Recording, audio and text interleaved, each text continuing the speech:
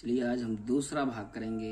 शिव पुराण का दूसरा भाग आज हम पढ़ते हैं। जय बाबा भोलेनाथ शिवाशंकर देवादिदेव महादेव। दूसरा भाग आज हम बताएंगे आपको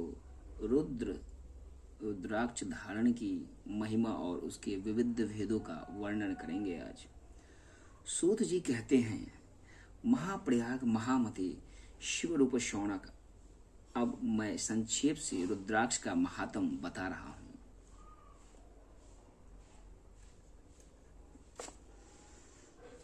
मैं शिव रूप शौनक अब मैं संक्षेप से रुद्राक्ष का महात्म बता रहा हूँ। सुनो, रुद्राक्ष शिव को बहुत ही प्रिय है। इसे परम पावन समझना चाहिए। रुद्राक्ष के दर्शन से, स्पर्श से तथा उस पर जप करने से वह समस्त पापों का अपहरण करने वाला माना गया है। मुने, पूर्व काल में परमात्मा शिव ने समस्त लोगों का उपकार करने के लिए देवी पार्वती के सामने रुद्राक्ष की महिमा का वर्णन किया था। भगवान शिव बोले, महेश्वरी शिवे, मैं तुम्हारे प्रेमवश भक्तों के हित की कामना से रुद्राक्ष की महिमा का वर्णन करता हूँ। सुनो महेशाणी, पूर्व काल की बात है। मैं मन को संयम में रखकर हजारों दिव्य वर्षों तक घोर तपस्या में लगा रहा। एक दिन सहसा मेरा मन क्षुब्ध हो उठा। महेश्वरी, मैं संपूर्ण लोगों का उपकार करने वाला स्वतंत्र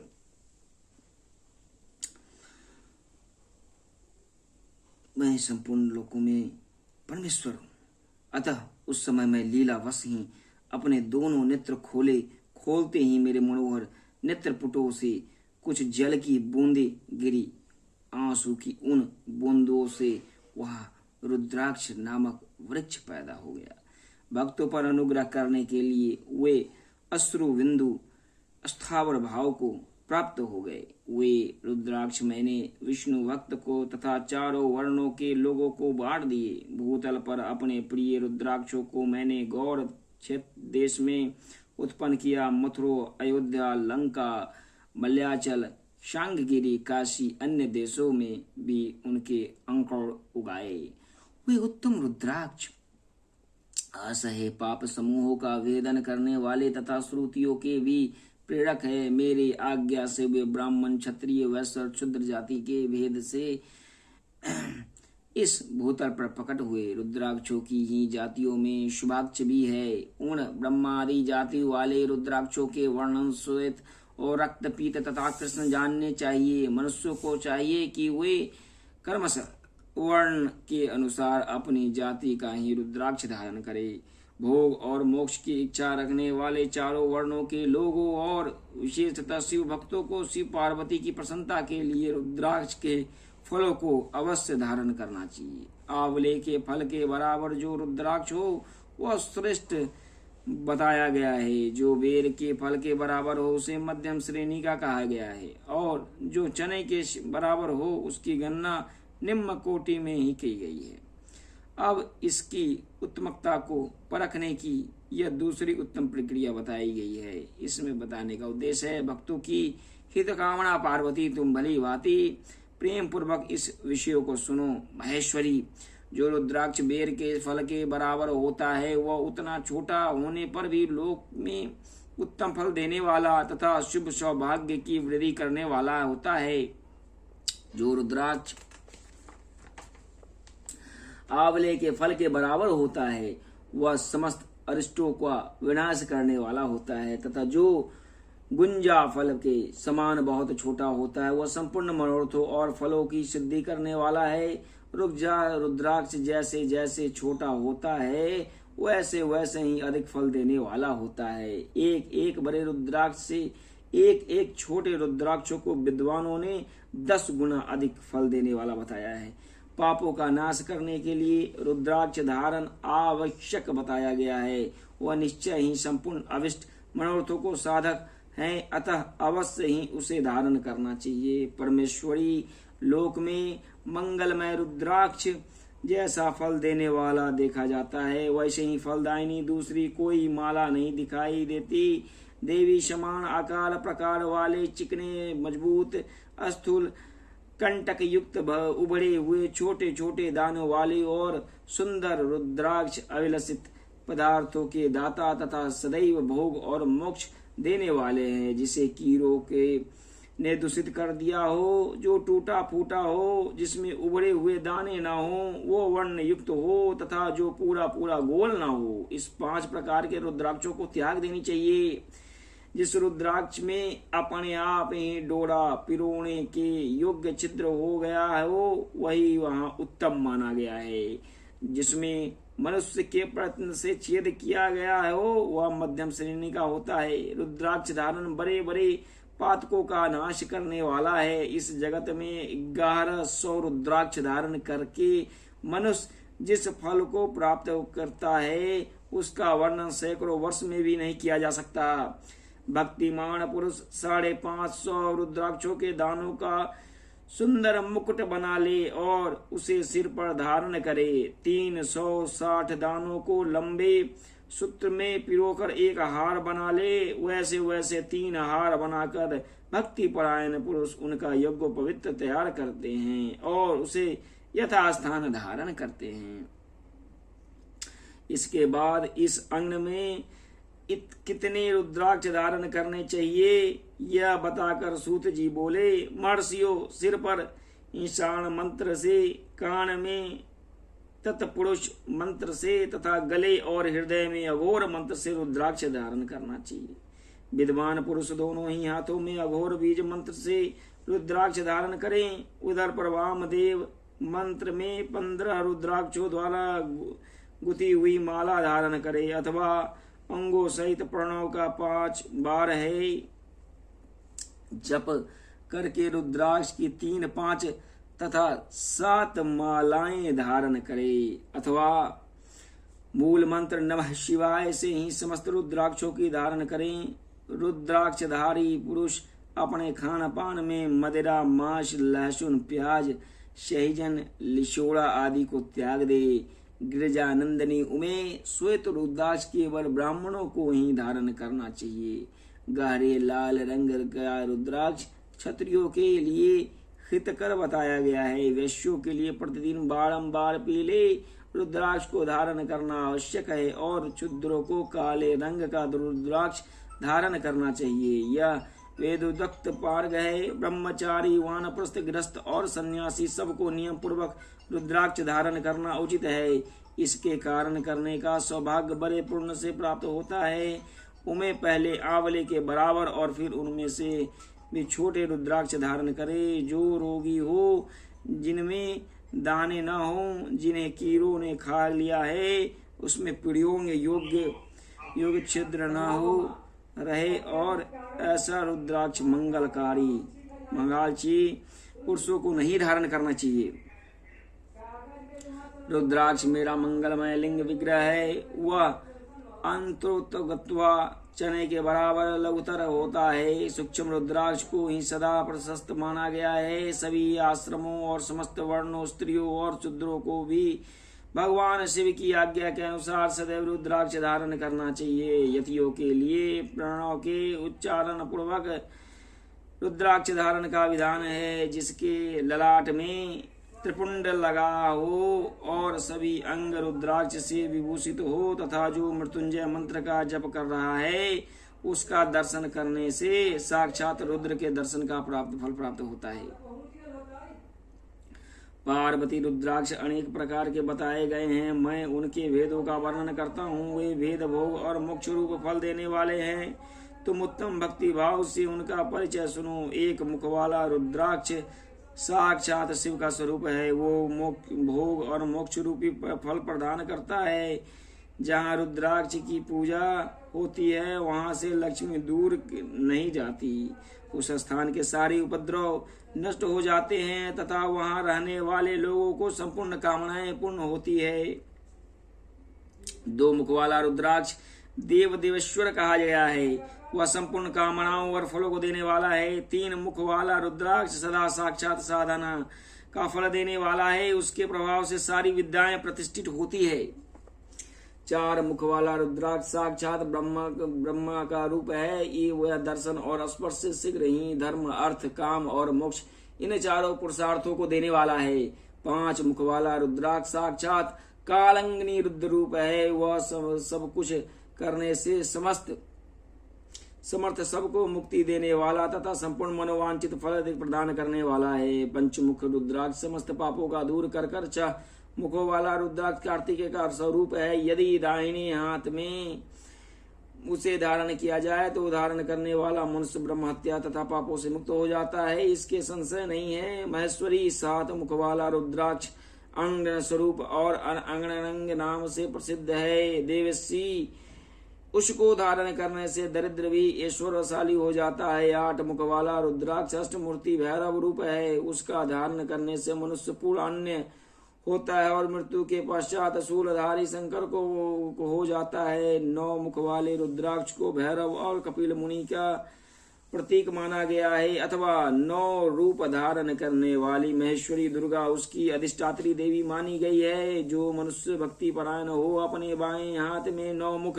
रुद्राक्ष को धारण करता है, वह निश्चय ही मेरे समान सर्वेश्वर हो जाता है, इसमें संशय नहीं है। महेश्वरी 10 मुख वाला रुद्राक्ष साक्षात भगवान विष्णु का स्वरूप है। देवसी उसको धारण करने से मनुष्य की संपूर्ण कामनाएं पूर्ण हो जाती है। परमेश्वरी 11 मुख वाला जो रुद्राक्ष है वह रुद्र रूप है, इसको धारण करने से मनुष्य सर्वत्र विजयी होता है। और 12 मुख वाले रुद्राक्ष को केश प्रदेश में धारण करें, उसके धारण करने से मानो मस्तक पर 12 आदित्य विराजमान हो जाते हैं। 13 मुख वाला रुद्राक्ष विश्वेश्वर देवों का स्वरूप है, उसको धारण करने से मनुष्य संपूर्ण विष्णु से प्राप्त तथा सौभाग्य और मंगल लाभ करता है। 14 मुख वाला जो रुद्राक्ष है वह परम स्वरूप विश्व शिव रूप है, वह भक्ति पूर्वक मस्तक का धारण करें, इससे समस्त पापों का नाश हो जाता है। गिरजानंद कुमारी इस प्रकार मुखों से भेद में रुद्राक्ष के 14 भेद बताए गए हैं। अब तुम क्रमशः उन रुद्राक्षों के धारण करने के मंत्रों को प्रसन्नता पूर्वक सुनो। ओम हिंग नमः, ओम नमः, ओम क्लिंग नमः, ओम हिंग नमः, ओम हिंग नमः, ओम हिंग ओम नमः, ओम हुम नमः, ओम हुम नमः, ओम हिंग ओम नमः, ओम हिंग नमः, ओम हिंग ओम नमः, ओम क्रोम श्रोम रोम नमः, ओम हिंग नमः, ओम नमः। इस 14 मंत्रों का क्रमशः ओम नमः 1 से लेकर 14 मुख वाले रुद्राक्षों को धारण करने का विधान है। साधक को चाहिए कि वह निद्रा और आलस्य का त्याग करके श्रद्धा भक्ति से संपन्न हो संपूर्ण मनोरथों की सिद्धि के लिए उस उक्त मंत्रों द्वारा उन रुद्राक्षों को धारण करे। रुद्राक्ष की माला धारण करने वाले पुरुषों को देखकर भूत प्रेत पिशाच डाकनी शाग्नि तथा जो भी अन्य द्रोहहारी राक्षस आदि हुए सब के सब दूर भाग जाते हैं। जो कृत्रिम अभिचार आदि प्रयुक्त होते हैं वो सब रुद्राक्षधारी देखकर सशंक हो दूर खिसक जाते हैं। पार्वती रुद्राक्ष माला माधाली पुरुष को देखकर मैं शिव भगवान विष्णु देवी दुर्गा गणेश सूर्य अन्य देवता भी प्रसन्न हो जाते हैं। महेश्वरी इस प्रकार से रुद्राक्ष की महिमा को जानकर धर्म की वृद्धि के लिए भक्ति पूर्वक पूर्वोक्त मंत्रों द्वारा विधिवत उसे धारण करना चाहिए। महेश्वर भगवान शिव ने ऐसे पार्वती के सामने जो भी कुछ कहा था वह सब तुम्हारे प्रसन्न के अनुसार मैंने कहा सुनाया। मुनीश्वरों, मैंने तुम्हारे समक्ष इस विद्येश्वर संहिता का वर्णन किया है। यह संहिता संपूर्ण सिद्धों का देने वाली है तथा भगवान शिव की आज्ञा से नित्य मोक्ष प्रदान करने वाली है। विद्येश्वर संहिता संपूर्ण।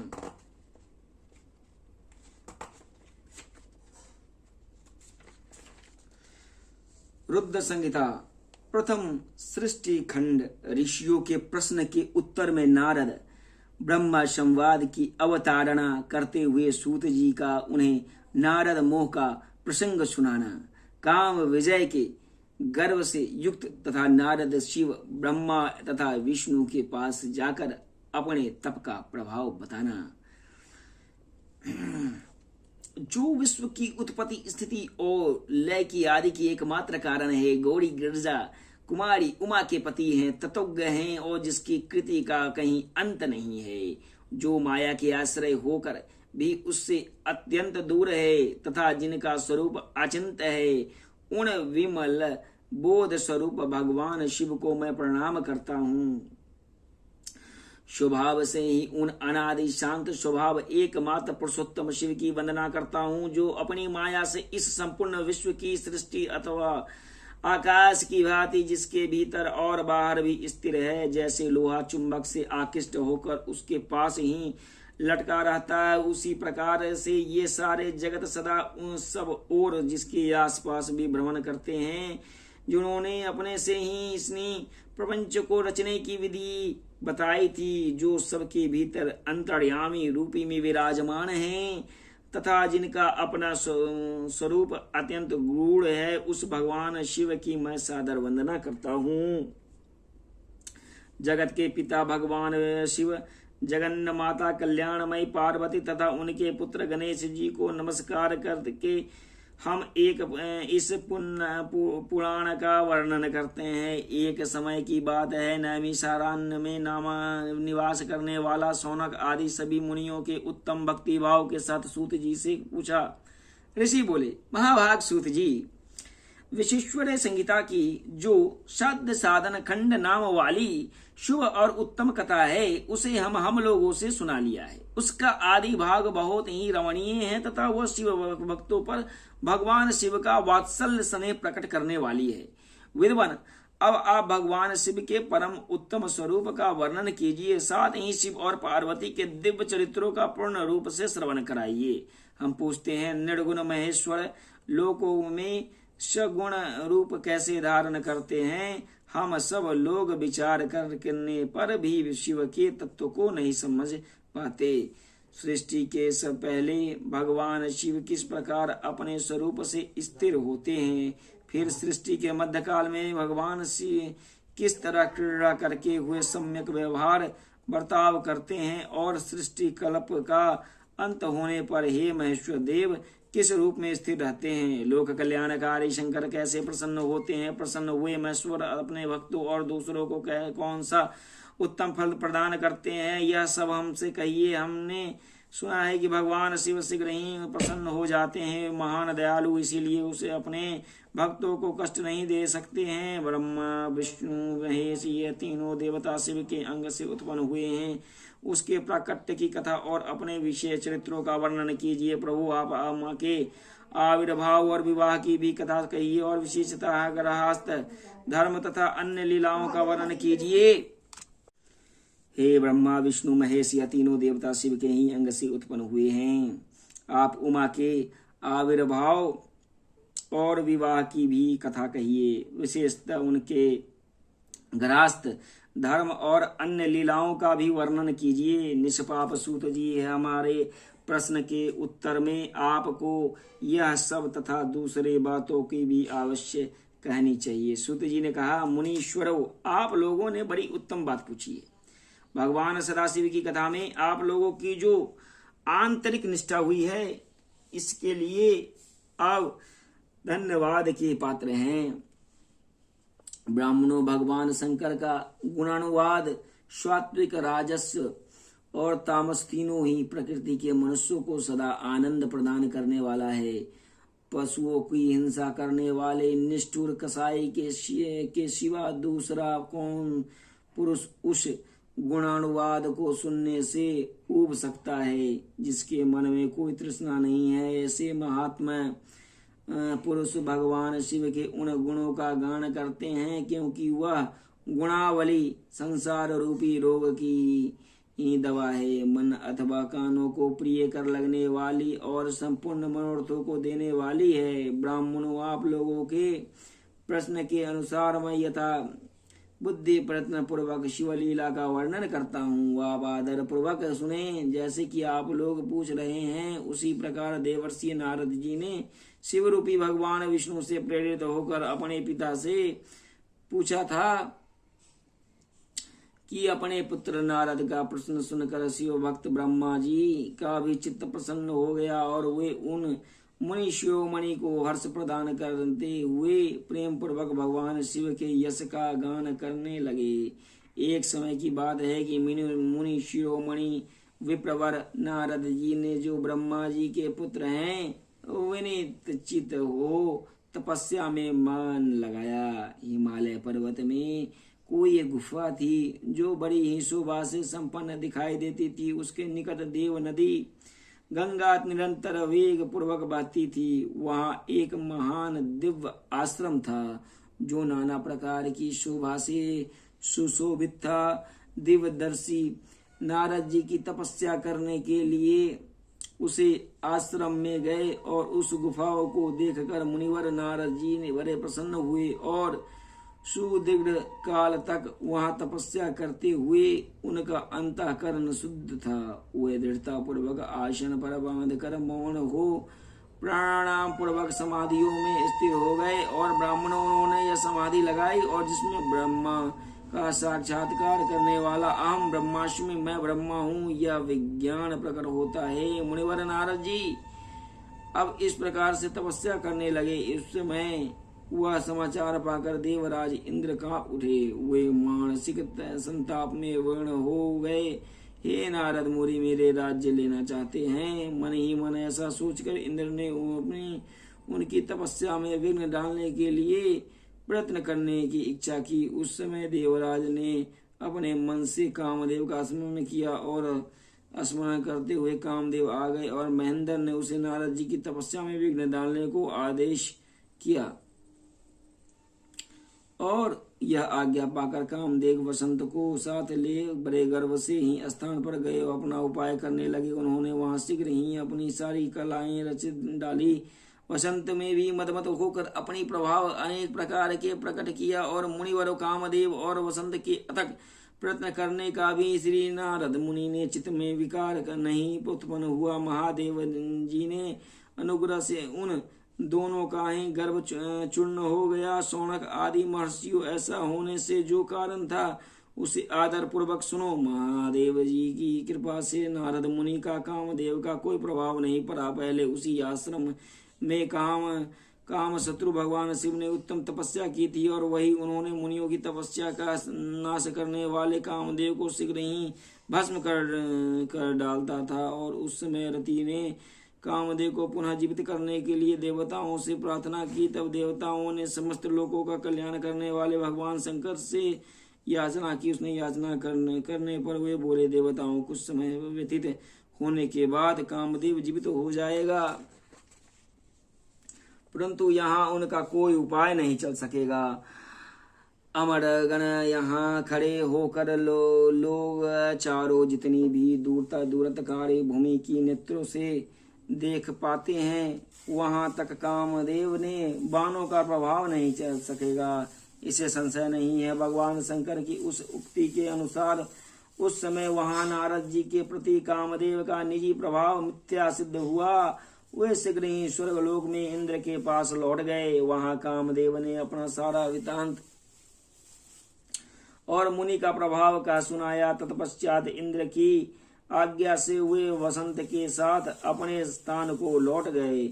उस समय देवराज इंद्र को बड़ा ही विस्मय हुआ। उन्होंने नारद जी की भूरी भूरी प्रशंसा की, परंतु शिव की माया से मोहित होने के कारण वे उस पूर्व वृत्तांत को स्मरण न कर सके। वास्तव में संसार के भीतर सभी प्राणियों के लिए शंभु की माया को जानना अत्यंत कठिन है। जिसने भगवान शिव के चरणों में अपने आप को समर्पित कर दिया है, उस भक्त को छोड़कर शेष सारा जगत उनकी माया में मोहित हो जाता है। नारद जी भी भगवान शंकर की कृपा से वहां चिरकाल तक तपस्या में लगे रहे हैं। तब उन्होंने अपनी तपस्या को पुण्य हुआ समझा। तब वे मुनि उससे विरत हो गए और कामदेव पर मेरी विजय हुई ऐसा कहकर उस मुनीश्वरों ने मन में व्यर्थ ही गर्व हो गया। भगवान शिव की माया से मोहित होने के कारण उन्हें अर्थात बात का ज्ञान नहीं रहा। वे यह नहीं समझ सके कि कामदेव के पराजित होने से भगवान शंकर को प्रभाव ही कारण है।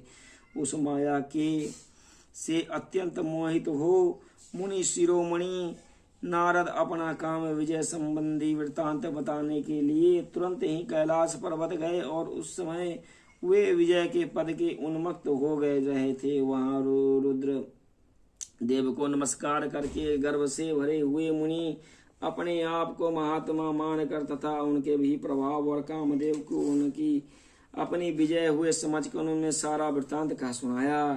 वह सब सुनकर भक्त वत्सल भगवान शंकर ने नारद से अपनी शिव की माया से मोहित होने के कारण काम विजय के यथार्थ कारण ही नहीं जानते और अपने विवेक को भी खो बैठते थे। कहा। रुद्र बोले, तात नारद, तुम बड़े विद्वान हो, धन्यवाद के पात्र हो, परंतु मेरी यह बात ध्यान देकर सुनो। अब से फिर कभी ऐसा बात कभी मत करना, और विशेषतः भगवान विष्णु के सामने अपनी चर्चा कदापि न करना। तुमने मुझसे अपना जो वृत्तांत बताया है उसे पूछने पर भी दूसरे सामने न कहना। यह सिद्धि संबंधी वृत्तांत सर्वथा गुप्त रहने योग्य है, इसे कभी भी किसी पर प्रकट नहीं करना चाहिए। तुम मुझे विशेष प्रिय हो, इसीलिए अधिक जोर देकर मैं तुमसे यह शिक्षा देता हूँ कि इसे न कहने की आज्ञा देता हूँ। और क्योंकि तुम भगवान विष्णु के भक्त हो और उसे भक्त होते हुए भी मेरे अत्यंत अनुगामी हो, इस प्रकार से बहुत कुछ समय कहकर संसार की सृष्टि करने वाले भगवान रुद्र ने नारद जी को शिक्षा दी। अपने वृत्तांत को गुप्त रखने के लिए उसे समझाया बुझाया, परंतु वे जो शिव की माया से मोहित थे, इसीलिए उन्होंने उनकी दी हुई शिक्षा को अपने लिए हितकर नहीं माना। तदंतर मुनि शिरोमणि नारद ब्रह्मलोक में गए और वहां ब्राह्मणों की नमस्कार करने होने लगी। और पिताजी, मैंने अपने तपोबल से कामदेव को जीत लिया है। उनकी यह बात सुनकर ब्रह्मा जी ने भगवान शिव के चरणाबिंदों का चिंतन किया और सारा कारण जानकर उन पुत्रों को यह सब कहने से मना किया। परंतु नारद जी शिव की माया से मोहित थे, अतएव उन चित्त में मद का अंकुर जम गया और उन्होंने बुद्धि मारी गई थी। इसीलिए नारद जी अपने सारा वृत्तांत भगवान विष्णु के सामने कहने के लिए वहां से शीघ्र ही विष्णु लोक में चले गए। नारद मुनि को आते देख भगवान विष्णु बड़े आदर से उठे और शीघ्र ही आगे बढ़कर उस मुनि को हृदय से लगा लिया। मुनि के आगमन का क्या हेतु है, इसे उन्हें पहले से ही पता था, और नारद जी को अपने आसन पर बिठाकर भगवान शिव के चरणाबिंदों को चिंतन करके श्री हरि ने उनसे पूछा। भगवान विष्णु बोले, तात कहाँ से आते हो, यहाँ किस लिए तुम्हारी आगमन हुई है। मुनि श्रेष्ठ, तुम धन्य हो, तुम्हारे शुभ आगमन से मैं पवित्र हो गया। भगवान विष्णु का यह वचन सुनकर गर्व से भरे हुए नारद मुनि ने मद से मोहित होकर अपना सारा वृत्तांत बड़े अभिमान के साथ कहा सुनाया। नारद मुनि का यह अहंकार युक्त वचन सुनकर मन ही मन भगवान विष्णु ने उनकी काम विजय के अर्थात कारण को पूर्ण रूप से जान लिया। तत्पश्चात श्री विष्णु बोले, मुनि श्रेष्ठ, तुम धन्य हो, तत्पश्चात को तो ही भंडार ही हो, तुम्हारे हृदय भी बड़े उदार है। सुनो, तुम्हारे भीतर भक्ति ज्ञान और वैराग्य नहीं होते तो उसी इसके मन से समस्त दुखों का देने वाले काम मोह आदि विकार शीघ्र ही उत्पन्न होते हैं।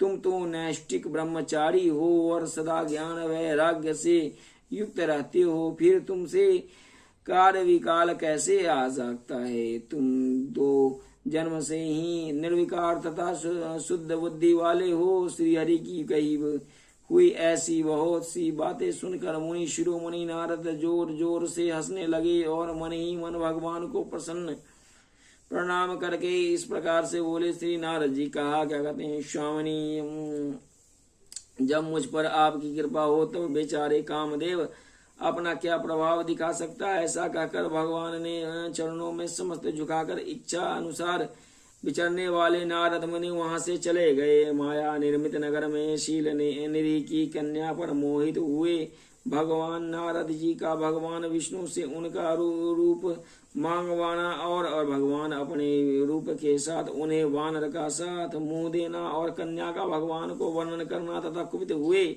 नारद का शिव गणों को श्राप देना। सूत जी कहते हैं, महर्षियों, जब नारद मुनि इच्छा अनुसार वहां से चले गए तो वो भगवान शिव की इच्छा से माया विशारद श्री हरि ने तत्काल अपनी माया प्रकट की। उन्होंने मुनि के मार्ग में एक विशाल नगर की रचना की जिसके विस्तार 100 योजन में था। वह अद्भुत नगर बना हुआ मनोहर था और भगवान ने उन्हें वैकुंठ लोक से भी अधिक रमणीय बनाया दिया। नाना प्रकार के वस्तुओं तथा नगर की शोभा बढ़ाती हुई वह स्त्रियां और पुरुषों के लिए बहुत सी विशाल स्थल थी और श्रेष्ठ नगर चारों ओर वर्णों से लोगों से भरा था।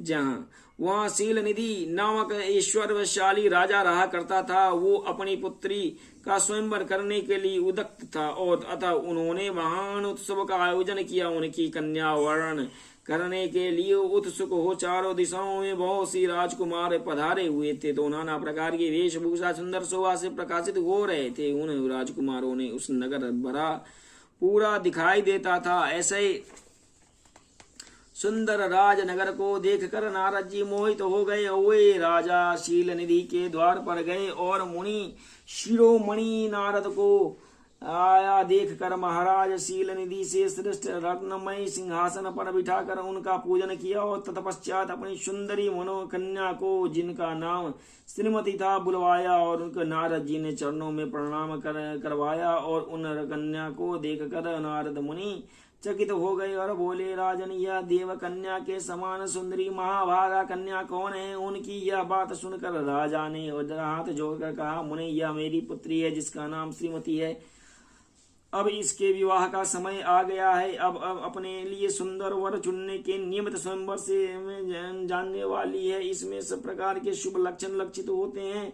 महर्षि, आप इसका भाग्य बताइए। राजा ने इस प्रकार पूछने पर कामना से विहल हुए श्री मुनि श्रेष्ठ नारद उस कन्या को प्राप्त करने की इच्छा मन में ही लिए राजा को संबोधित करते हुए इस प्रकार बोले, भूपाल, अपनी यह पुत्री समस्त शुभ लक्षणों से संपन्न है, परम सौभाग्यवती है। अपने महान भाग्य के कारण यह धन और साक्षात लक्ष्मी की भांति समस्त गुणों की आगा है।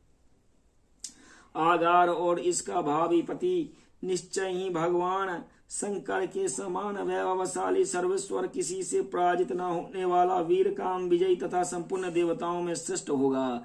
ऐसा कहकर राजा से विदा ले इच्छा अनुसार विचरने वाले नारद मुनि वहां से चल दिए। वे काम से वशीभूत हो गए। शिव की माया से उन्हें विशेष मोह में डाल दिया था। वे मुनि मन ही मन सोचने लगे कि मैं इस राजकुमारी को कैसे प्राप्त करूं। स्वयंवर में आए हुए नरेशों में से सबको छोड़कर यह एकमात्र मेरा ही वर्णन करे, यह कैसे संभव हो सकता है? समस्त नारियों को सौंदर्य और सर्वथा प्रिय होता है। सौंदर्य को देखकर ही वह प्रसन्नता पूर्वक मेरे अधीन हो सकती है, इससे संशय नहीं है। ऐसा विचार कर काम के विहल हुए मुनिवर नारद भगवान विष्णु का रूप ग्रहण करने के लिए तत्काल उन्हें लोक में जा सके पहुंचे, जहां भगवान विष्णु को प्रणाम करके वो इस प्रकार बोले, भगवान, मैं एकांत में आपसे अपना सारा वृत्तांत कहूंगा। वह तब बहुत अच्छा कहकर लक्ष्मीपति श्री हरि नारद जी ने वो साथ ही एकांत जा बैठे और बोले, मुने, अब आप अपनी बातें कहिए। तब नारद जी ने कहा, भगवान, आपके भक्त को राजा शील निधि हैं, वे सदा पर धर्म परायण और तत्पर रहते हैं। उनकी एक विशाल लोचन कन्या है जो बहुत ही सुंदरी है। उसका नाम श्रीमती है और विश्व मोहिनी के रूप में विख्यात और तीनों लोकों में सबसे सुंदर है। प्रभु, आप मैं शीघ्र ही उस कन्या के साथ विवाह करना चाहता हूँ। राजा शील निधि ने अपनी पुत्री की इच्छा से स्वयंवर रचाया है, इसीलिए चारों दिशाओं में यह सहस्त्रों राजकुमार पधारे हैं। नाथ, मैं आपका प्रिय सेवक हूँ, अतः आप मुझे अपना स्वरूप दे दीजिए और अपनी राजकुमारी श्रीमती निश्चय ही मुझे वर दे। सूत जी कहते हैं, महर्षियों, नारद मुनि की ऐसी बात सुनकर भगवान मधुसूदन हंस पड़े और भगवान शंकर के प्रभाव के अनुभव से उस दयालु प्रभु ने उन्हें इस प्रकार उत्तर दिया। भगवान विष्णु बोले, मुने, तुम अपने अभिष्ट स्थान को लगाओ जाओ और मैं उसे साथ ही तुम्हारे हित साधना और करुणा करूंगा। जैसे कि श्रेष्ठ वैद्य अत्यंत पीड़ित रोगों का करता है, क्योंकि तुम मुझे विशेष प्रिय हो। ऐसा कहकर भगवान विष्णु ने नारद मुनि को मुख तो बानर कर दे दिया था और शेष अंगों को अपने जैसा स्वरूप देकर हुए वहां से अंतर ध्यान हो गए। भगवान की पूर्वोक्त बात सुनकर उनकी मनोहर रूप प्राप्त हो गया और समझकर नारद मुनि को बड़ा हर्ष हुआ। वे अपने को कृतज्ञ और मानने लगे और भगवान ने क्या प्रयत्न किया कि उनको वे समझ ना सके। तदंतर मुनि श्रेष्ठ नारद शीघ्र ही उस स्थान पर जा पहुंचे जहां वह राजा शील निधि ने राजकुमारों से भरी हुई स्वयंवर सभा को आयोजन किया था। विप्रवरों, राजपुत्रों से घिरी हुई वह दिव्य स्वयंवर और सभा दूसरी इंद्र सभा के समान अत्यंत शोभा पा रही थी। नारद जी उस राजसभा में जा बैठे। वहां देखकर प्रसन्न मन से बार बार यही सोचने लगे, मैं भगवान विष्णु के समान रूप धारण किए हुए हूँ और वह राजकुमार दिवस मेरी ही वर्णन करेगी, दूसरे को नहीं करेगी। मुनि श्रेष्ठ नारद को यह ज्ञात नहीं है था कि मेरे मुंह कितना कुरूप है। उस सभा में बैठे हुए मनुष्य ने मुनियों को उनके पूर्व रूप में ही देखा और राजकुमारी आदि कोई भी उनसे रूप परिवर्तन रहस्य को न जान सके। वहां नारद जी की रक्षा के लिए भगवान रुद्र के 2 पार्षद आए थे, जो ब्राह्मण का रूप धारण करके गूढ़ भाव से वहां बैठे थे और वे ही नारद जी के रूप परिवर्तन के उत्तम भेद को जानते थे।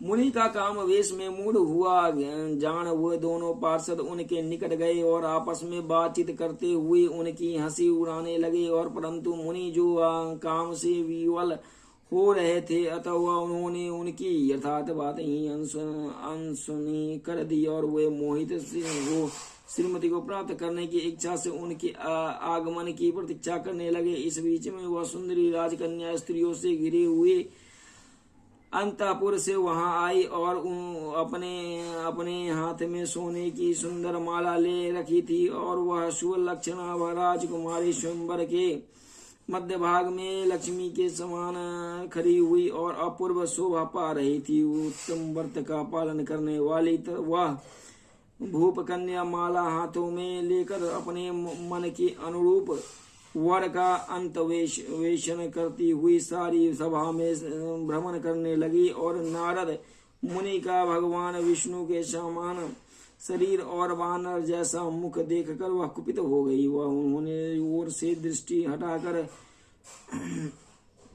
प्रसन्न मन से दूसरी ओर चले गई और स्वयंवर सभा में अपने मनोवांछित वर को न देखकर वह भयभीत हो गई और राजकुमार इन्हें उस सभा के भीतर चुपचाप खड़ी रह गई और उनसे किसी के गले के जयमाला नहीं डाली। और इतने में ही भगवान राजा के समान वेशभूषा धारण करने के दिए भगवान विष्णु वहां आ पहुंचे। उन्होंने दूसरे लोगों से उनकी वहां न दिखाई, इसीलिए केवल वह उसी कन्या की दृष्टि उन पर पड़ी। भगवान को देखते ही वह परम सुंदरी राजकुमारी का मुख प्रसन्नता से खिल उठा। उसने तत्काल ही अपने कंठ से वह माला पहना और राजा का रूप धारण करने वाले भगवान विष्णु उस राजकुमारी को साथ लेकर तुरंत अदृश्य हो गए, अपने धाम को जा पहुंचे। इधर जब राजकुमार श्रीमती की ओर से निराश हो गए और नारद मुनि तो काम वेदना को से आतुर हो रहे हैं, इसीलिए वे अत्यंत विहल हो उठे हैं।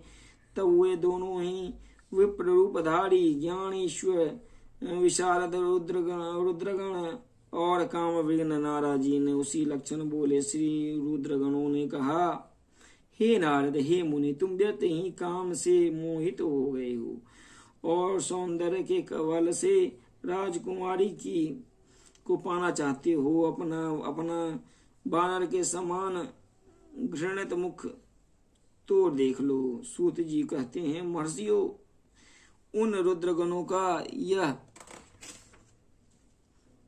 वचन सुनकर नारद जी को बड़ा ही विस्मय हुआ।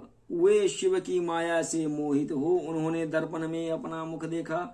बानर के समान अपना मुख देखकर वे तुरंत ही क्रोध से जल उठे और माया से मोहित होने के कारण उन दोनों शिवगणों को वहां श्राप देते हुए बोले, अरे तुम दोनों ने मुझे ब्राह्मण का उपहास किया है, अतः तुम ब्राह्मणों के वीर के उत्पन्न राक्षस हो जाओ और ब्राह्मणों की ही संतान होने पर भी तुम्हारी आकार राक्षस के समान ही होंगे। इस प्रकार से अपने लिए श्राप सुनकर वे दोनों ज्ञानी शिरोमणि शिवगण मुनि को मोहित जानकर कुछ नहीं बोला। ब्राह्मणों वे सदा ही सब घटनाओं में भगवान शिव की ही इच्छा मानते हैं, अतः उदासीन भाव से अपने स्थान को चले गए और भगवान शिव को स्तुति करने लगे। नारद जी का भगवान विष्णु को क्रोध पूर्वक फटकारना और शाप देना, फिर माया के दूर से हो जाने पर पश्चाताप पूर्वक और भगवान के चरणों में गिरना और शुद्धि का उपाय पूछना। भगवान विष्णु का उसे समझा बुझाकर भगवान शिव का महात्मा जानने के लिए ब्रह्मा जी के पास जाने का आदेश और शिव के भजन का उपदेश देना। सूत जी कहते हैं, महर्षियों, माया मोहित नारद मुनि उन दोनों शिवगणों को यथोचित श्राप देकर ही भगवान शिव के इच्छा वश मोह निद्रा में जाग न सके। वे भगवान विष्णु के दिए हुए कपट को याद करके मन में ही दुसह क्रोध के लिए विष्णु लोक को गए और समाधि पाकर प्रज्वलित हुए अग्निदेव की भांति क्रोध से जलते हुए बोले। उनका ज्ञान नष्ट हो गया और इसीलिए वह दुर्वचन रूप व्यग्न सुनाने लगे। नारद जी ने कहा, अरे तुम बड़े दुष्ट हो, कपटी हो, समस्त विश्व को मोह में डाले रहते हो। दूसरों का उत्साह या उत्कर्ष तुम्हें सहा नहीं जाता। तुम मायावी हो, तुम्हारा अंतःकरण मलिन है। पूर्व काल में तुम्हारे मोहिनी रूप धारण करने के कपट किया है। असुरों को वारुण्य मदिरा पिलाई है उन्हें, और अमृत नहीं पीने लगी है। छल कपट में ही अनुराग रहने वाले हरे, यदि महेश्वर रूप दया करके विश्व न पी लेते तो तुम्हारी सारी माया उसी समय समाप्त हो जाती। विष्णु देव कपट रूप चाल तुम्हें अधिक प्रिय है। तुम्हारा स्वभाव अच्छा नहीं है तो भी भगवान शंकर ने तुम्हें वह स्वतंत्र बना दिया है। तुम्हारी इस चाल ढाल को समझकर अब वे भगवान शिव की ही पाश्चाताप करते लगे हुए हैं। अपनी वाणी रूपी वेद की प्रामाणिकता और स्थापित करने वाले महादेव जी ने ब्राह्मण को सर्वोपरि बताया है। हरे, इस बात को जानकर आप मैं बलपूर्वक तुम्हें ऐसी सीख दूंगा जिसे तुम फिर कभी भी कहीं भी ऐसा कर्म नहीं कर सकोगे। अब तक तुम्हें किसी शक्तिशाली या तेजस्वी पुरुष से भी पाला नहीं पड़ा है, इसीलिए आज तक का तुम निडर हो बने हुए हो। परंतु प्रश्नों, अब तुम्हें अपनी करनी का पूरा फल मिलेगा। भगवान विष्णु ने ऐसा कहकर माया मोहित नारद मुनि अपने ब्रह्म तेज का प्रदर्शन करते हुए क्रोध से खिन्न हो उठे। श्राप देते हुए बोला, विष्णु, तुम्हारे स्त्री के लिए मुझे भी व्याकुल किया है। तुम इसी प्रकार से सबको मोहित से डालते रहो। यह कपटपूर्ण कार्य करते हुए तुम्हारे जिस स्वरूप में मुझे संयुक्त किया है उसी स्वरूप में तुम विष्णु मनुष्य हो जाओ और स्त्री के वियोग का दुख भोगो। तो तुमने जिस बानरों के समान मेरा मुख बनाया था वह ही उस समय तुम्हारी सहायक हो। तुम्हारे दूसरों को स्त्री विरह का दुख देने वाले हो, अतः स्वयं ही तुम्हें स्त्री वियोग का दुख प्राप्त होगा। अज्ञान से मोहित मनुष्यों के समान तुम्हारी स्थिति होगी। अज्ञान से मोहित तुम नारद जी के मोह के वश में श्री हरि को अब इस तरह साप दिया और तब उन्होंने शंभु की माया की प्रशंसा करते हुए उस साप का स्वीकार कर दिया। तदंतर महालीला करने वाले शंभु ने अपने उस विश्व मोहिनी माया को और जिसके कारण ज्ञानी और मोहित निरोहित ही नारद जी पूर्वोत्तर शुद्ध बुद्धि युक्त हो गए। उन्होंने पूर्वोत्तर ज्ञान प्राप्त हो गया और उन्होंने सारी व्याकुलता जाती रही, जिसके कारण मन में बड़ा ही विस्मय हुआ। वे आध्यात्मिक पश्चाताप करते हुए बारंबार अपनी निंदा करने लगा। उस समय उन्होंने ज्ञानी भी मोह में डालने वाले भगवान शंभु की माया का सराहना की और तदंतर यह जानकर इस माया के कारण मैं भ्रम में पड़ गया और यह सब कुछ मेरा माया जानित ब्रह्म था। और वैष्णव शिरोमणि नारद भगवान विष्णु ने चरणों में गिर पड़े। भगवान श्री हरि ने उन्हें उठकर खड़ा कर दिया और उस समय अपनी दुर्बुद्धि नष्ट हो जाने के कारण वे बोले, नाथ, माया से मोहित होने के कारण मेरी बुद्धि बिगड़ गई थी, इसलिए मैंने आपके प्रति बहुत ही दुर्वचन कहे हैं, आपको शाप तक दे डाला। प्रभु, यह सब शाप को आप मिथ्या कर दीजिए। हाय, मैं बहुत बड़ा पापी हूँ और मैं निश्चय ही नरक में पड़ूंगा। यहाँ पर ही मैं ही दास थी।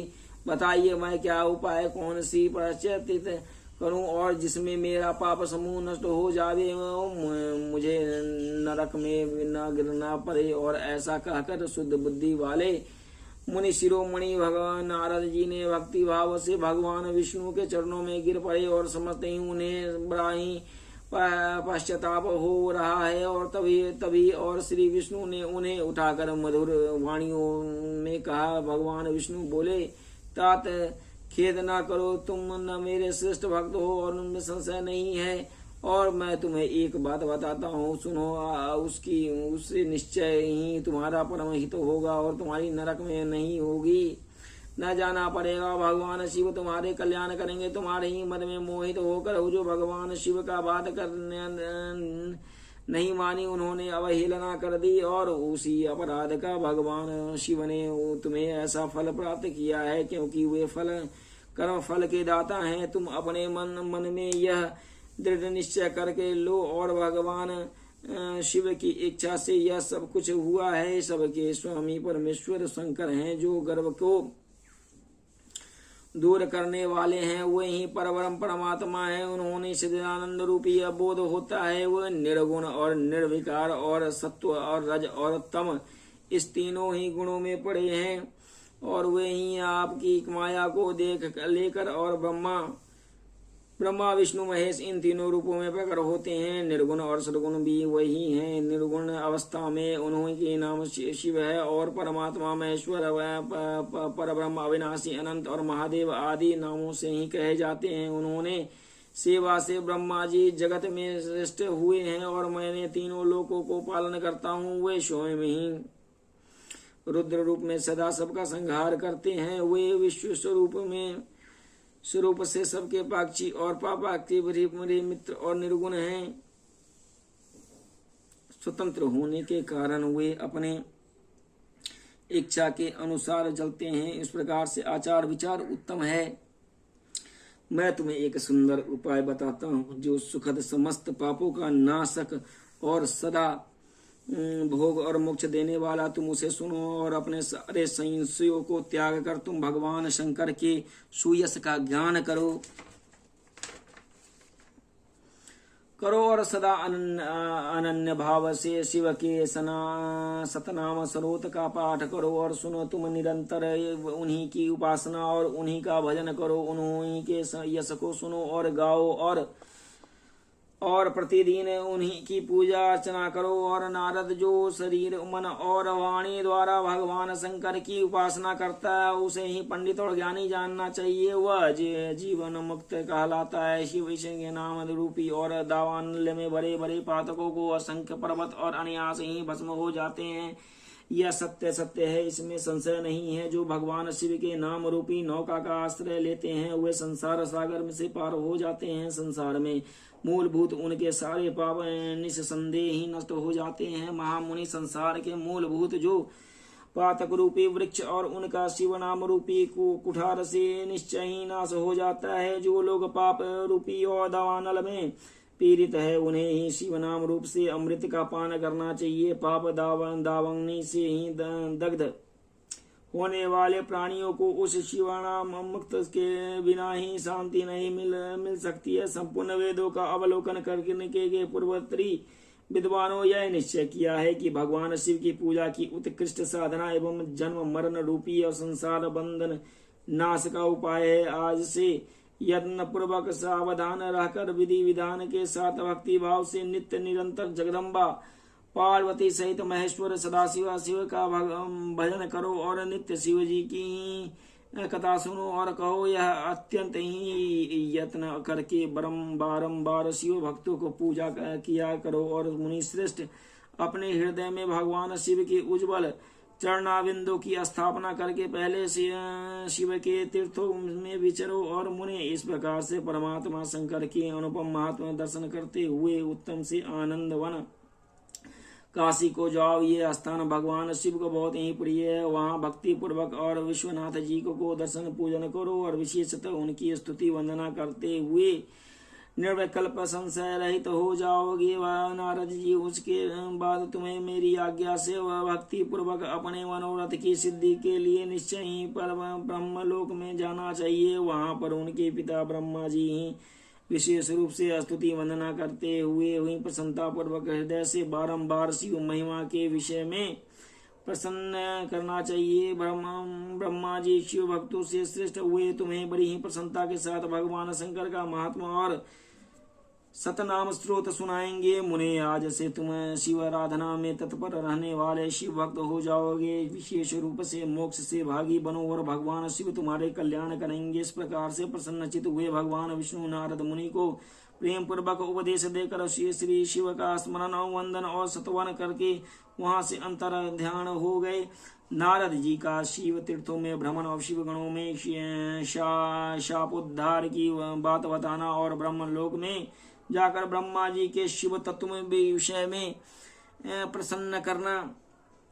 सूत जी कहते हैं, महर्षियों, भगवान श्री हरि के अंतर ध्यान को जाने के नारद शिवलिंगों का भक्ति पूर्वक दर्शन करते हुए पृथ्वी पर विचरने लगे। ब्राह्मण भूमंडल पर घूम फिर कर उन्होंने भोग और मोक्ष देने वाले बहुत से शिवलिंगों को प्रेम पूर्वक दर्शन किया और दिव्यदर्शी नारद जी की भूतल के तीर्थों में विचर रहे हैं और इन समय उनकी चित और शुद्ध जानकर वे दोनों ही शिवगण उनके पास गए और वे उन्हें दिए हुए शाप से उद्धार ही इच्छा रखने वहां गए और उन्होंने आदर पूर्वक मुनि के दोनों पैर पकड़कर लिए और मस्तक पर झुकाकर भली भांति प्रणाम करके शीघ्र ही इस प्रकार कहा। और शिवन बोले, ब्राह्मण, हम दोनों शिव के गण हैं। मुने, हमने ही आपका अपराध किया है। राजकुमारी श्रीमती के स्वयंवरों में आपका चित्त माया से मोहित हो गया था और उस समय परमेश्वर की प्रेरणा से आपने हम दोनों का साथ दे दिया है। यहाँ पर कुछ समय ही जानकर हमने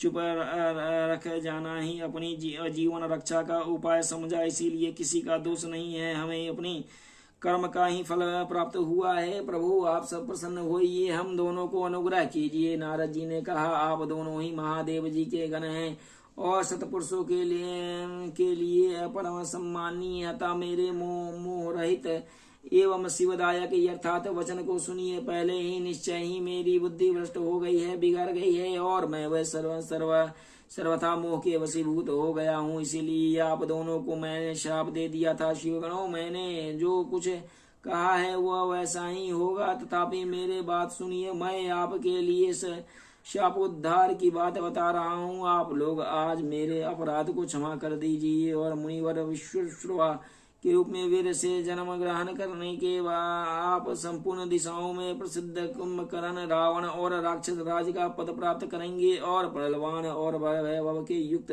तथा परम प्रतापी होंगे। समस्त ब्रह्मांड के राजा होकर शिव भक्त अथवा जितेंद्रिय होंगे और शिव के ही तुम्हारे स्वरूप श्री विष्णु के दो हाथों में मृत्यु पाकर फिर अपनी पद को प्रतिष्ठित हो जाएंगे। सूत जी कहते हैं, महर्षियों, महात्मा नारद मुनि की यह बात सुनकर वे दोनों ही शिवगण प्रसन्न हो सदानंद अपने स्थान को लौट गए।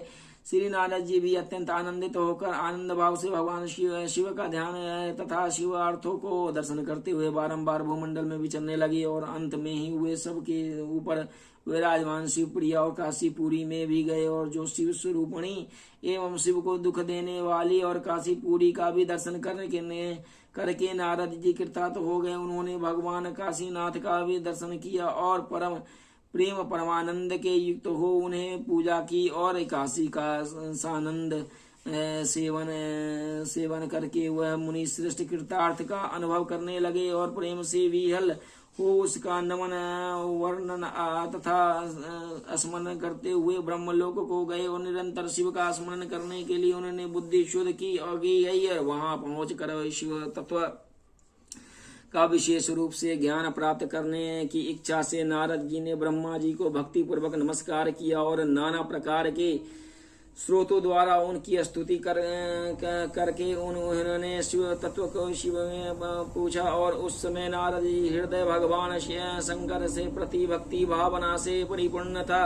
नारद जी बोले, ब्रह्म परमात्मा के स्वरूप को जानने वाला पितामह जगत प्रभो, आपसे कृपा प्रसाद से मैंने भगवान विष्णु के उत्तम महात्मा को पुण्यता ज्ञान प्राप्त किया है। भक्ति मार्ग में, ज्ञान मार्ग में अत्यंत दूसरे तपो मार्ग, ज्ञान दान मार्ग और तीर्थ मार्ग का भी वर्णन सुना है, परंतु शिव तत्व का ज्ञान मुझे अभी तक नहीं हुआ। मैं भगवान शंकर की पूजा विधि को भी जानता हूँ।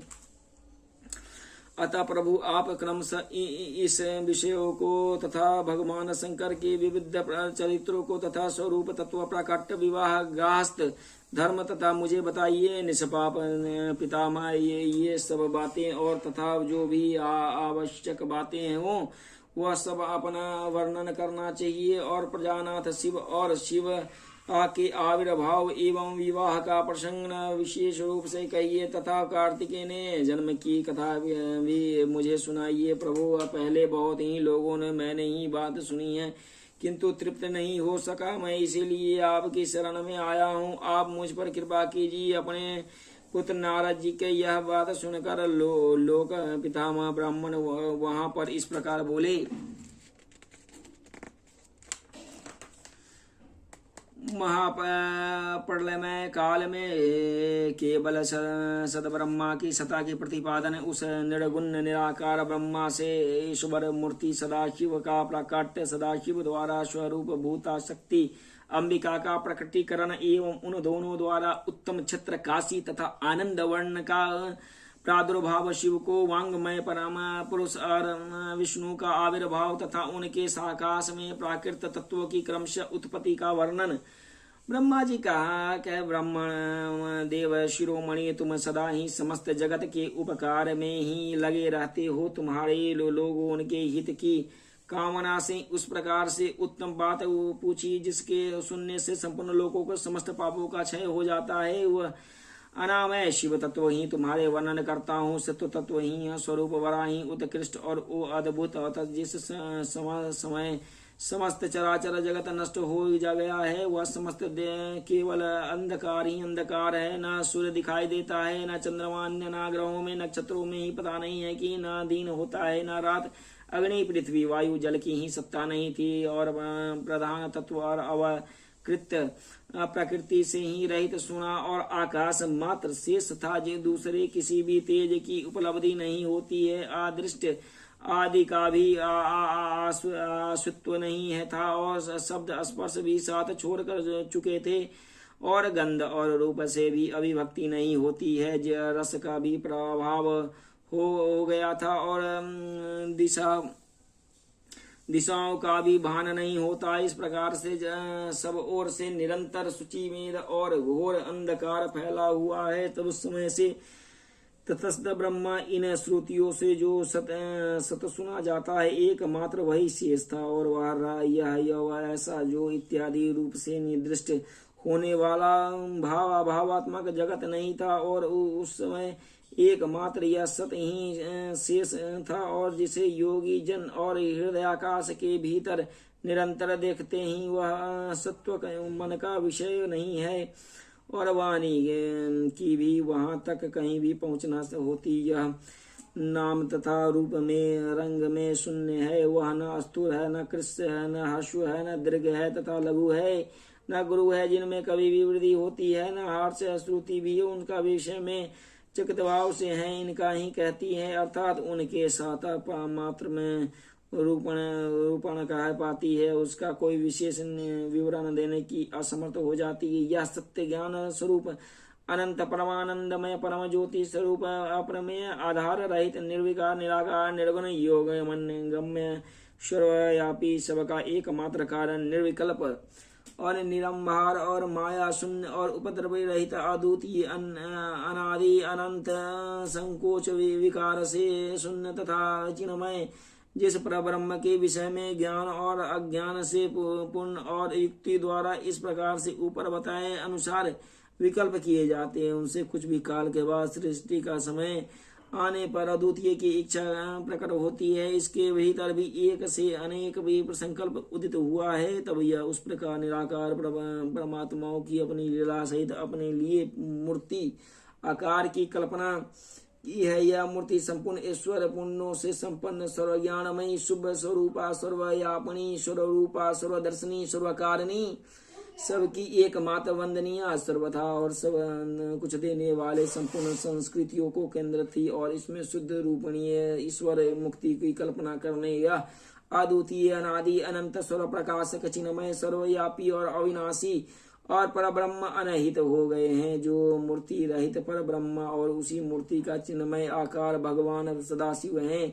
चीन और प्राचीन विद्वान उन्हीं की ईश्वर कहते हैं। इस प्रकार से एकाकी रहकर स्वेच्छानुसार विहार करने वाले इन सदाशिव ने अपने विग्रह से स्वयं ही एक स्वरूप भूता शक्ति की दृष्टि की है, जो उनके अपने श्री अंग से कभी भी अलग होने वाले नहीं होती हैं। इसमें पराशक्ति से परम प्रधान प्रकृति और गुणवती माया बुद्धि तत्व की जननी और विकार रहित बताया गया है। यह शक्ति अंबिका कही जा गई है। इसी का प्रकृति सर्वेश्वरी त्रिदेव जननी नित्या और मूल कारण भी कहते हैं। सदाशिव प्रकट भी की गई है और शक्ति के 8 भुजाएं हैं तथा शुभ लक्षण और देवी के मुख की शोभा विचित्र है। यह अकेले ही अपने मुखमंडल में सदा ही एक सहस्त्र चंद्रमा की कांति धारण करती है। नाना प्रकार के आभूषण उनके श्री अंगों की शोभा बढ़ाती हैं। यह देवी नाना प्रकार की गतियों में संपन्न है और अनेक प्रकार के अस्त्र शस्त्र धारण करते हैं। इनके खुले हुए नेत्र खिले हुए कमल के समान जान पड़ते हैं। वह अचिंत तेज से चमक जगमगाती हुई सबकी ऊणी और सदा उद्यमशील रहती है। एकाकिनी होने पर भी यह माया संयोग वस्तुतः अनेक हो जाती है। वे जो सदाशिव उनके परम पुरुष ईश्वर शिव शंभु और माहेश्वर कहते हैं, वे अपने ही मस्तक पर आकाश गंगा को धारण करते हैं। उनके भाल देश में चंद्रमा शोभा पाते हैं। उन 5 मुख और प्रत्येक मुख में 3 नेत्र हैं। उनका चित्त सदा प्रसन्न रहता है। वे 10 भुजाओं में युक्त और त्रिशूलधारी और उनके श्री अंगों की प्रभा कपूर के समान श्वेत गौर हैं। वे अपने सारे अंगों में भस्म रमाए रहते हैं। उन और काल रूपी ब्रह्मा ने एक ही समय में और शक्ति से साथ ही शिवलोक नामक क्षेत्र का निर्माण किया है। उस समय भी क्षेत्र का काशी कहते हैं और परम निर्माण और मोक्ष का स्थान है, जो सबके ऊपर विराजमान है। वे प्रियात्मता रूप में शक्ति और शिव को परमानंद स्वरूप हैं। उन मनोरम क्षेत्र में नित्य निवास करते हैं। काशीपुर में परमानंद रूपनी है और मुने शिव और शिवा ने प्रलय काल में ही इस पर सभी तब क्षेत्र को अपने सानिध्य से मुक्ति नहीं किया है। इसीलिए विद्वान पुरुष उसे अविक्त सुक्त क्षेत्र में नाम से ही जानते हैं। यह क्षेत्र आनंद का हेतु है। इसीलिए पिनाकधारी शिव ने पहले उसका नाम आनंद वन रखा था। उसके बाद वह अव्युक्त नाम से प्रसिद्ध हुआ है। देवर्षि इस प्रकार से आनंद वन में स्मरण करते हुए शिवा और शिव के मन से ही इच्छा हुई है किसी दूसरे पुरुषों की भी सृष्टि करनी चाहिए। इस पर यह सृष्टि संचालन महान भार रहकर हम दोनों को केवल काशी में रहकर विचानुसार विचरे। निर्वाण कहने वाले वही पुरुष हमारे अनुग्रह से सदा सबकी सृष्टि करे। भगवान करे कि वही अंत में उसका संहार भी करे और चीत का एक समुद्र के समान इसकी चिंता की उत्ताल तरंगों उठ कर उसे चंचल और बनाए रहते हैं। इसी सतगुण रूपी में रत्न और तमोगुणी रूपी ग्राह और रजोगुण रूपी मूंगे भरे हुए हैं। इस विशाल चित्त समुद्र को संकुचित करने के हम दोनों उस पुरुष के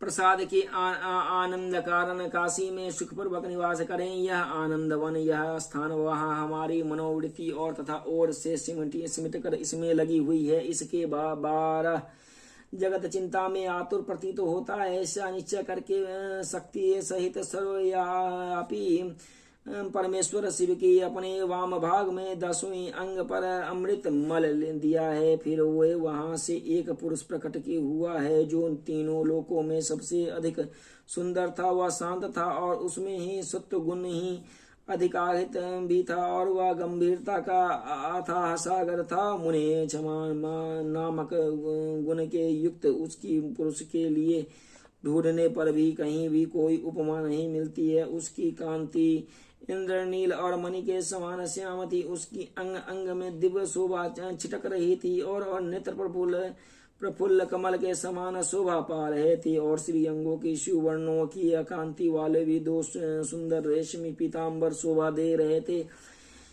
किसी से पराजित न होने वाले वह वीर पुरुष और प्रचंड भुजदंडों में सुशोभित हो रहे थे। और तदंतर उस पुरुष ने परमेश्वर शिव को प्रणाम करके कहा कि स्वामी, मेरे नाम निश्चित कीजिए और काम बताइए। उस पुरुष की यह बात सुनकर महेश्वर भगवान शंकर हंसते हुए मेघ के समान गंभीर वाणी में उसे बोले, श्री शिव बोले, वत्स व्यापक होने के कारण तुम्हारे विष्णु नाम विख्यात हुआ है। इसके सिवा और भी बहुत से नाम होंगे। भक्तों को सुख देने वाला होगा और सुस्थित उत्तम तप करो, और क्योंकि वही समस्त कार्यों का साधना है। ऐसा कहकर भगवान शिव ने श्वास मार्ग में श्री विष्णु को वेदों को ज्ञान प्रदान किया और तदंतर अपनी महिमा से कभी भी च्युत न होने वाले श्री हरि भगवान शिव को प्रणाम करने वाले बड़ी भारी तपस्या करने लगे और शक्ति सहित परमेश्वर शिव की ही पार्षद गणों के साथ वहां से अदृश्य हो गए। भगवान विष्णु ने सुदृढ़ और काले तक बड़ी कठोर तपस्या की परिश्रम से ही युक्त भगवान विष्णु ने अंगों से नामक की प्रकार से जलधाराएं निकलने लगी। यह भगवान शिव की माया से संभव हुआ। महामुनि, यह जल में भरा हुआ सूना आकाश प्राप्त होकर यह ब्रह्म जल में उसमें स्पर्श मात्र से ही पापों का नाश करने वाला सिद्ध हुआ। उस समय भी थके हुए परम पुरुष विष्णु के स्वयं उस जल में शयन किया और श्री दीर्घ काल तक बड़ी प्रसन्नता के साथ ही उसमें रहे। नार अर्थात जल में शयन करने के कारण उस पर नारायण और श्रुति समस्त नामक प्रसिद्ध हुआ। यह समय उस परम पुरुष नारायण के सिवा दूसरे को भी प्रकट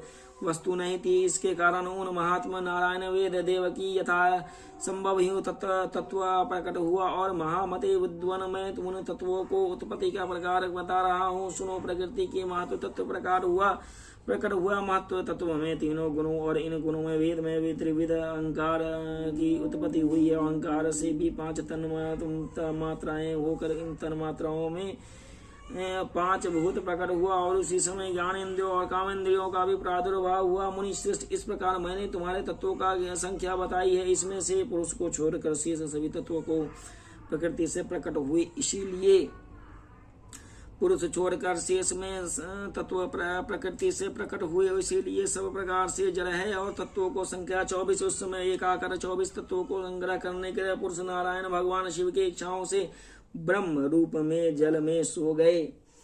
जय शिव शिवकम करम, जय शिवाशंकर देवादिदेव महादेव शिवाशंकर। ओम श्री विष्णु विष्णु विष्णु विष्णु हरि हरि।